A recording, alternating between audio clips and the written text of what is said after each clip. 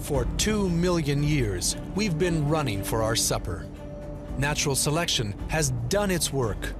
The result, a species built to run. We are loaded with features, literally from our heads to our toes, which make us really good at running.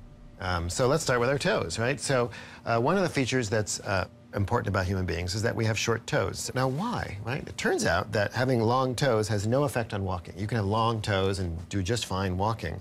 But when you have really long toes and you run, you put torque forces around those toes that can cause you to actually break your toes.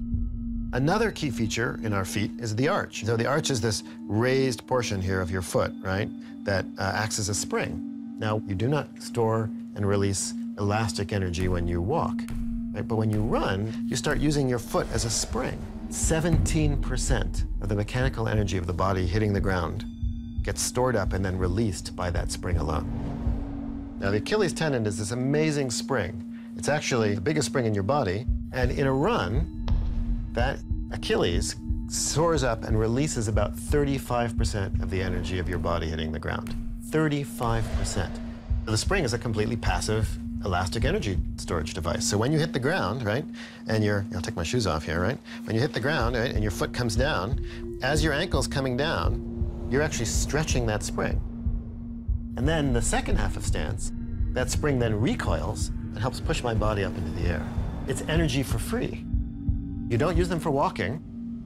So it's a pure running adaptation. For running. It's a pure running adaptation. Purely for running. Another feature which everybody seems to like, and why not, is the Gluteus Maximus, right? So it's the largest muscle in the human body. So if you just walk around the room and you kind of hold your butt, right, you'll feel that it basically does nothing.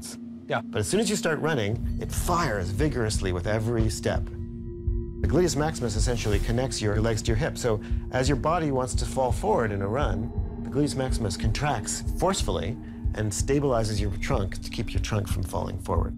The insertion site for the Gluteus Maximus in Australopiths is pretty small.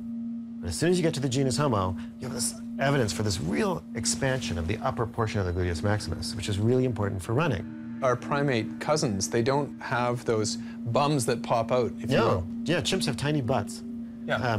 So having a big butt is a derived feature of the genus Homo. Another key feature is having loose, low shoulders.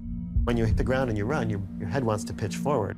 We have this special ligament called the nuchal ligament, which runs up along the back of the skull. That ligament is actually connected to a muscle which goes right to your shoulder. Just as your head wants to go forward, the arm falls down and stabilizes the head. And that's the natural movement of a running body. Those things are happening in synchrony. So what we're doing, essentially, when we're running, is that all these systems together help stabilize the body passively. You don't have to think about it. You don't even have to do anything. It just happens naturally. That's why it's so important when you run to have a relaxed body, because you run in a much more stable fashion.